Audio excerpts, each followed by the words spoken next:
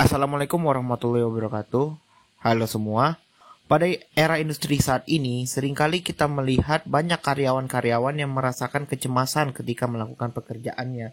Kecemasan atau anxiety merupakan salah satu bagian dari psikopatologi yang seringkali terjadi di berbagai tempat.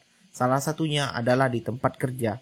Pada kesempatan kali ini, kami dari kelompok 5 akan membahas tentang anxiety di tempat kerja yang akan ditampilkan melalui video psikoedukasi. Berikut penjelasannya lebih lanjut. Anxiety atau kecemasan adalah suatu kondisi khawatir, gugup, ataupun takut saat individu berhadapan atau mengalami hal yang sulit dalam kehidupannya dan berasumsi kalau hal yang buruk akan terjadi. Menurut Greenberger dan Padesky pada tahun 2004. Sehingga anxiety bisa terjadi di mana saja, seperti di rumah, di lingkungan sekitar, di sekolah, bahkan di tempat kerja. Bisa sering terjadi dikarenakan banyak hal-hal yang mungkin sulit dianggap oleh pekerja tersebut, atau memang diberikan sulit kepada pekerja tersebut, atau bahkan setelah bekerja. Ketika harapan tidak terpenuhi, maka kecemasan bisa saja terjadi ketika baik itu harapan individu ataupun bosnya ataupun junior-junior di bawah pekerjaannya ataupun di atasnya memberikan harapan atau bahkan individu pekerja tersebut yang menaruh harapan pada dirinya sendiri sehingga ia menjadi cemas ketika harapannya itu tidak terpenuhi. Ada banyak hal yang menjadi sumber penyebab yang dapat menimbulkan kecemasan kerja, yang mana faktor penyebab tersebut terbagi atas beberapa poin. Poin pertama adalah faktor lingkungan pekerjaan.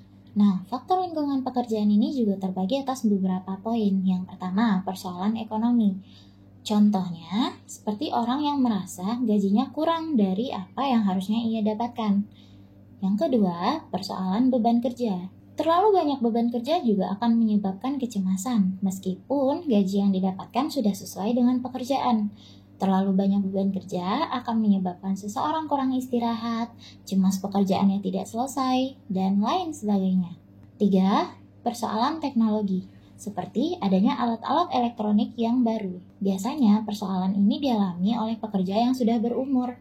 Mereka harus mempelajari bagaimana sebuah teknologi bekerja untuk membantu pekerjaannya sehingga akan timbul kecemasan di mana mereka tidak mampu untuk memahami bagaimana kerjanya alat-alat elektronik tersebut. Poin kedua adalah faktor organisasional. Faktor organisasional ini juga terbagi atas 3 poin. Yang pertama adalah tuntutan peran, seperti adanya peran yang berlebihan dalam sebuah organisasi.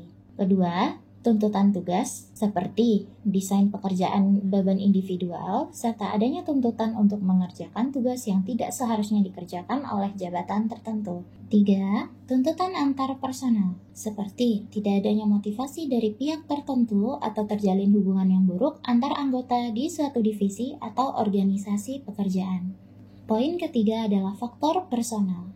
Faktor personal ini juga terbagi atas 3 poin. Pertama, adalah persoalan keluarga, seperti adanya keretakan yang terjadi dalam suatu hubungan keluarga. Hal ini tentu dapat mempengaruhi kecemasan seseorang di tempat kerja.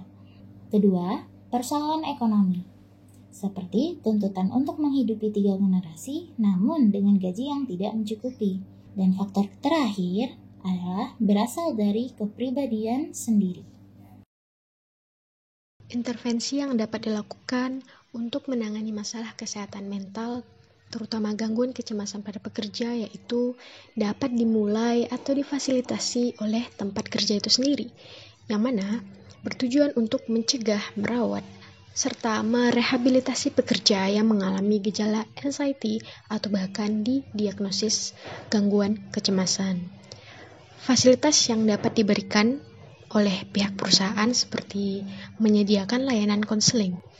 Layanan konseling ini bertujuan untuk mengembangkan solusi yang efektif untuk masalah yang dihadapi oleh karyawan. Untuk menyediakan layanan konseling yang mumpuni, perusahaan dapat bekerja sama dengan perusahaan di bidang kesehatan kerja. Perusahaan juga dapat membayar jasa konselor atau psikolog yang memiliki hubungan dengan para profesional yang serumpun. Jika pekerja atau karyawan memiliki masalah gangguan kecemasan yang serius, konselor itu dapat melakukan rujukan konseling yang berasal dari para profesional agar karyawan dapat mendapatkan respon cepat untuk membantu mereka mengelola masalah mereka. Baiklah teman-teman, mungkin itu tadi pembahasan mengenai kecemasan atau anxiety di tempat kerja, di mana kecemasan itu tadi merupakan kondisi khawatir, gugup, dan takut yang membuat produktivitas mereka di tempat kerja berkurang. Kecemasan banyak juga faktornya, dan dari faktor tersebut dibuatlah beberapa intervensi yang mungkin untuk menghadapi kecemasan khususnya anxiety ini. Demikian video dari kami yang dapat kami sampaikan. Assalamualaikum warahmatullahi wabarakatuh dan selamat beraktivitas kembali.